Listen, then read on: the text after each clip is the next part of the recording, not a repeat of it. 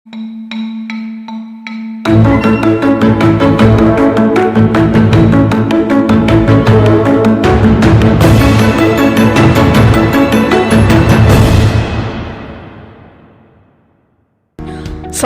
warahmatullahi wabarakatuh. Salam guru penggerak. Perkenalkan, nama saya Nurjayanti dari SMP Negeri 31 Samarinda, calon guru penggerak angkatan 10 Kota Samarinda, Kalimantan Timur. Pada video kali ini saya akan melakukan kegiatan aksi nyata modul 1.4, yaitu melaksanakan kegiatan diseminasi budaya positif di SMP Negeri 31 Samarinda yang diikuti oleh seluruh Dewan Guru di SMP Negeri 31 Samarinda. Assalamualaikum warahmatullahi wabarakatuh. Semangat pagi. Alhamdulillahirrahmanirrahim. SMP 31 ini tempatnya Bapak Ibu guru yang luar biasa. Tepuk tangan untuk Bapak Ibu semuanya. Baik Bapak Ibu, mohon maaf saya minta waktunya Bapak Ibu. Saya ingin melakukan diseminasi budaya positif berkaitan dengan tugas saya sebagai calon guru penggerak angkatan 10 Kota Samarinda, yaitu aksi nyata modul 1.4. Nah, mungkin ini sudah pernah disampaikan oleh Ibu Tiwi, suhu dari guru penggerak, dan banyak sekali saya juga berkonsultasi dengan Ibu Tiwi untuk berkaitan dengan tugas-tugas. Ini mohon maaf, saya bukan bermaksud untuk menggurui Bapak Ibu, tetapi sedikit berbagi mengenai apa yang saya dapatkan di guru penggerak.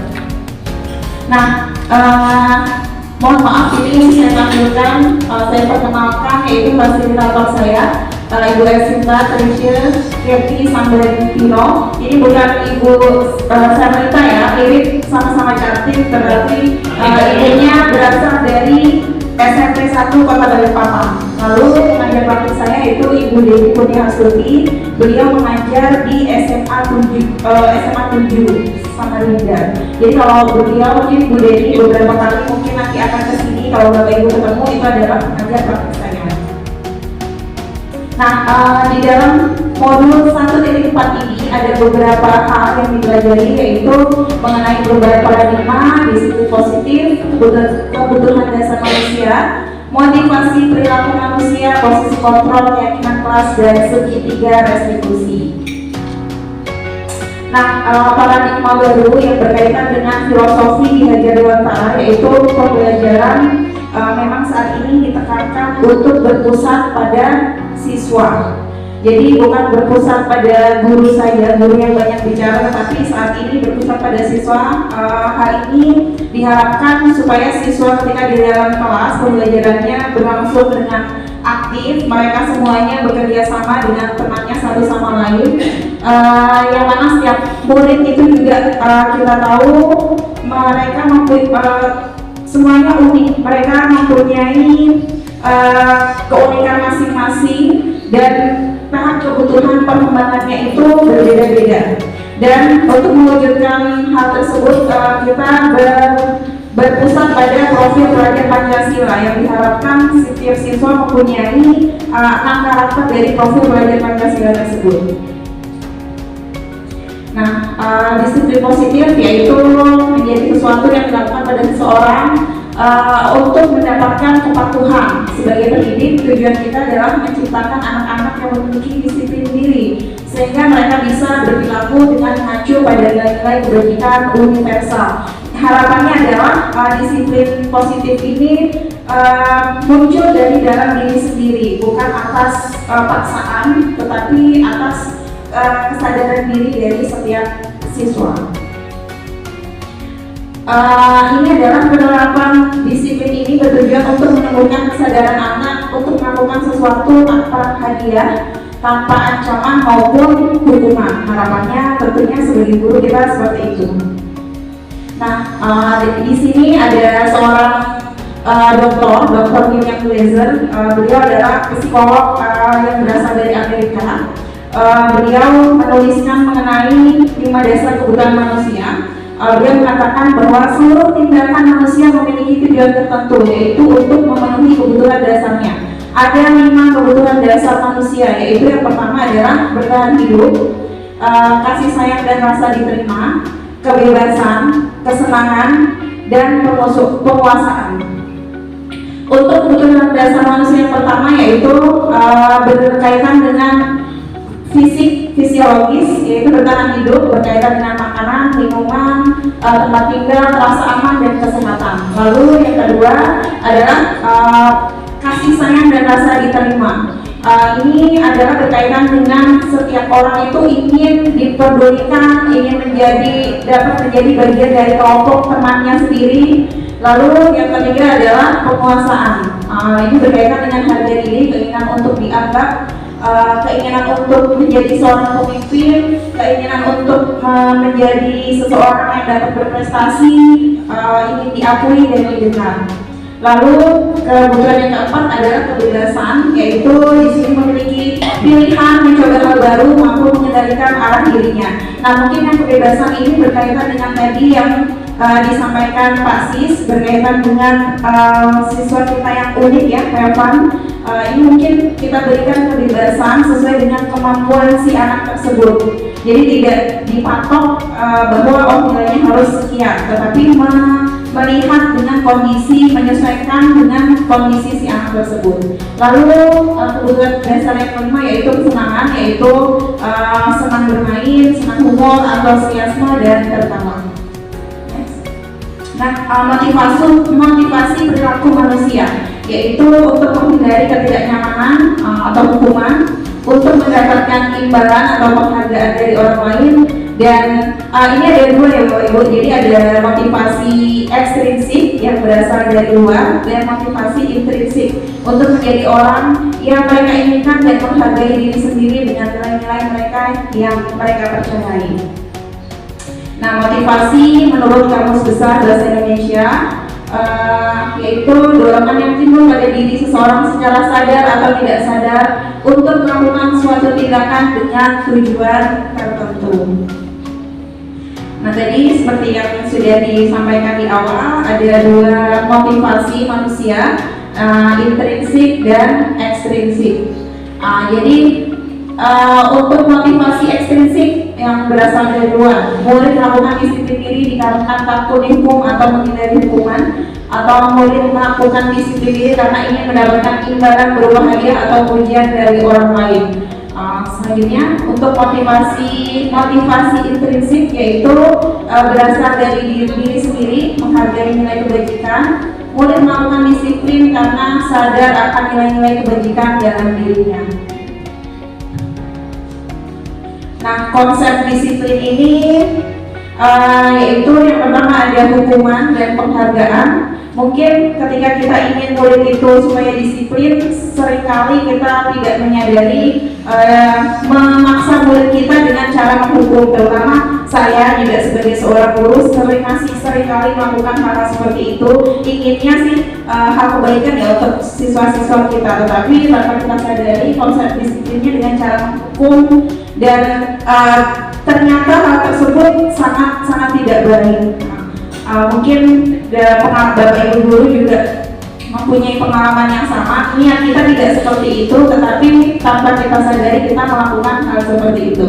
Lalu konsep disiplin selanjutnya adalah memberikan penghargaan dan hadiah. Ingin murid-murid kita disiplin, ayo siapa yang bisa mengerjakan tugas akan diberi kue atau diberikan coklat. Nah, ternyata itu juga kita lakukan itu ingin murid kita itu supaya mereka termotivasi. Tetapi ternyata ini merupakan hal-hal yang baik, tetapi harusnya kita bisa melakukannya lebih baik lagi dengan konsep disiplin yang bisa dikatakan dengan identitas sukses, yaitu dengan melakukan konsekuensi dan restitusi. Mungkin ini sudah banyak diterapkan oleh Ibu Tiwi sebagai guru penggerak, yaitu ketika mengharapkan anak-anak supaya disiplin, menerapkan konsekuensi dan restitusi. Karena manfaat dari konsekuensi ini yaitu penguatan jangka meskipun konsekuensi ini penguatan jangka pendek, tetapi itu lebih baik daripada tadi hukuman dan pemberian hadiah.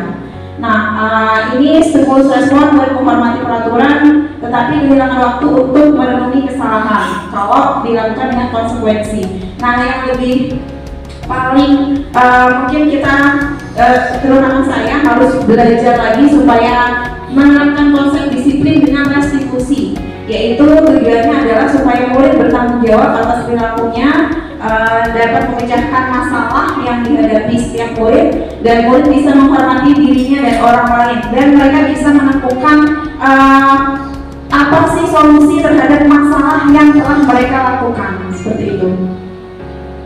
Nah, konsep disiplin dengan pendekatan restitusi yaitu menanamkan sebuah kedisiplinan pada diri murid tetapi tanpa paksaan. Nah, ini tujuannya adalah untuk memperbaiki kesalahan mereka sehingga mereka bisa kembali pada kelompok mereka dengan karakter yang lebih kuat lagi. Nah, ciri-ciri restitusinya adalah menguatkan dan fokus pada solusi, fokus pada karakter, bukan menebus kesalahan, namun belajar dari kesalahan.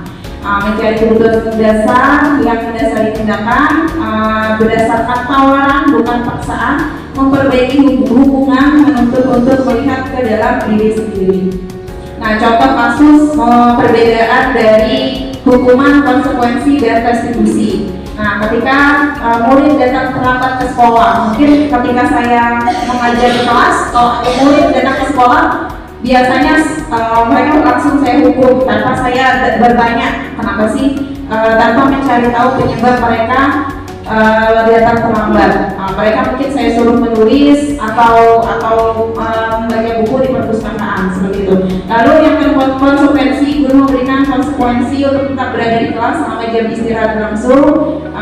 Guru tegas dan siswa menghormati peraturan. Kalau restitusi, guru menanyakan keyakinan kelas dulu, apakah dia sudah menyalahi aturan, lalu mencari solusi bersama siswa kenapa bisa seperti itu, dan akhirnya atas kesadaran diri dari siswa dia menyadari bahwa oh saya salah, saya terlambat karena ini Bu, besok akan saya perbaiki. Harapannya seperti itu. Nah, selanjutnya di sini ada 5 posisi kontrol guru, ada 5. Apakah kita ini sebagai penghukum? Ini mungkin masih banyak sebelumnya sering saya lakukan, yaitu sebagai penghukum. Yang kedua adalah sebagai pembuat rasa bersalah. Posisi yang ketiga yaitu sebagai teman. Posisi keempat sebagai pemantau, dan posisi kelima sebagai manajer. Nah, di sini juga contoh penerapan 5 posisi kontrol guru kalau siswa sering terlambat datang ke sekolah. Nah, yang tadi sebagai penghukum ya suruh membersihkan WC selama pembelajaran selama beberapa menit di jam pelajaran tersebut. Lalu membuat merasa bersalah, bertanya kepada siswa, tetapi menanyanya dengan nada yang menyindir seperti itu. Jadi murid merasa tidak enak atau merasa bersalah. Berapa kali ibu ingatkan, kamu selalu saja mengecewakan ibu. Mungkin seperti itu. Tanpa kita sadari sebenarnya kita tanya, tetapi itu membuat anak itu merasa bersalah. Nah, sebagai teman, ayo dong ikuti aturan sekolah, tolong bantu ibu sekali ini saja. Sudah tidak apa-apa, lain kali jangan terlambat ya. Nah, itu jika posisi kita itu sebagai teman. Tetapi masih ada 2 lagi, tadi sebagai manajer dan sebagai pemantau dan sebagai manajer. Nah, posisi kita yang sebenarnya kalau di modul 1.4 ini ya kita kalau bisa berada di posisi manajer. Nah, dengan menggunakan restitusi tadi, jadi mencari tahu dulu kenapa murid itu terlambat. Nah, menguatkan diri bahwa apa kesalahan yang kamu buat. Nah, lalu setelah itu diharapkan mereka menyadari kesalahan itu dan mau memperbaiki dari siswa tersebut, bukan atas paksaan, seperti itu. Lalu selanjutnya yaitu keyakinan kelas. Kenapa sih kita harus menerapkan keyakinan kelas? Kenapa tidak peraturan kelas atau tata tertib kelas? Keyakinan kelas ini adalah keyakinan sesuatu yang kita buat bersama dengan siswa. Kalau peraturan kelas kan mungkin dari kita sebagai seorang guru ketika mengajar di kelas itu kita yang membuat aturan dan mereka harus patuh. Tetapi kalau keyakinan kelas itu dibuat bersama dengan siswa. Jadi sama-sama menyadari ini harus seperti ini, harus seperti ini. Nah, keyakinan kelas ini adalah lebih abstrak.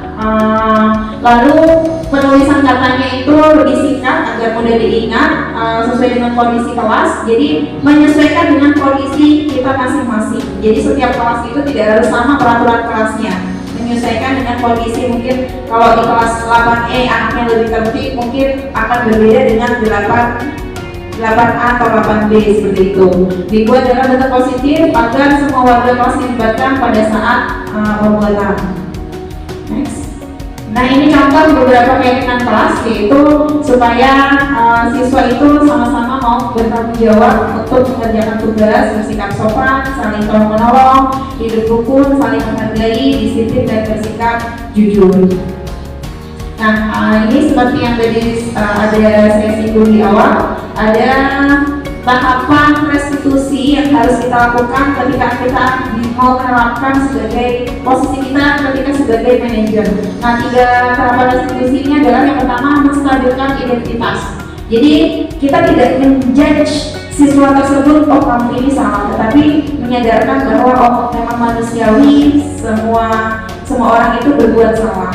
Jadi setelah mereka menyadari kesalahannya, validasi tindakan yang salah. Jadi kita menanyakan kembali, kamu tentu punya alasan mengapa melakukan itu, kamu tentu punya alasan kenapa sampai datang terlambat. Nah, dia akan menjelaskan lebih lanjut apa sih alasan dia, kenapa dia sampai terlambat, selalu datang terlambat.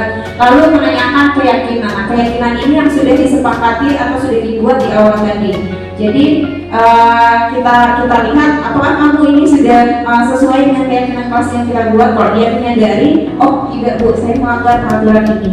Nah, kita berikan motivasi supaya dia menyadari kesalahannya dan mencari solusi dari masalah yang ada. Nah, ini tadi menstabilkan identitas, itu berdasarkan prinsip membuat kesalahan adalah bagian dari proses pembelajaran.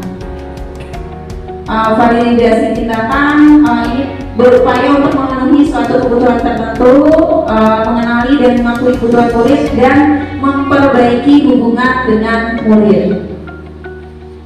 Menanyakan keyakinan, murid akan diberi pertanyaan bermakna untuk memunculkan motivasi secara intrinsik dan mampu mengaitkan keyakinan dengan tindakan yang salah. Nah, tujuan dari penerapan disiplin positif ini adalah agar tentunya kita semua ingin seluruh siswa kita mempunyai karakter dan profil pelajar Pancasila, disiplin, jujur, santun, peduli, bertanggung jawab, dan pembelajar sepanjang hayat sesuai dengan standar kompetensi kelulusan yang diharapkan. Mungkin itu saja yang sedikit yang dapat saya sampaikan. Mudah-mudahan kita semua bisa jadi guru yang lebih baik lagi, mau belajar dari hal-hal kecil. Mudah-mudahan apa yang saya sampaikan ini dapat bermanfaat bagi Bapak Ibu dan terutama bagi saya sendiri dari menjadi seorang calon guru penggerak. Mudah-mudahan nantinya ketika saya mengajar di kelas, ya, saya dapat mengaplikasikan apa yang telah saya pelajari. Nah, sekian yang dapat saya sampaikan. Mohon maaf atas segala kekurangan. Saya akhiri. Wabillahi taufiq wal hidayah. Wassalamualaikum warahmatullahi wabarakatuh.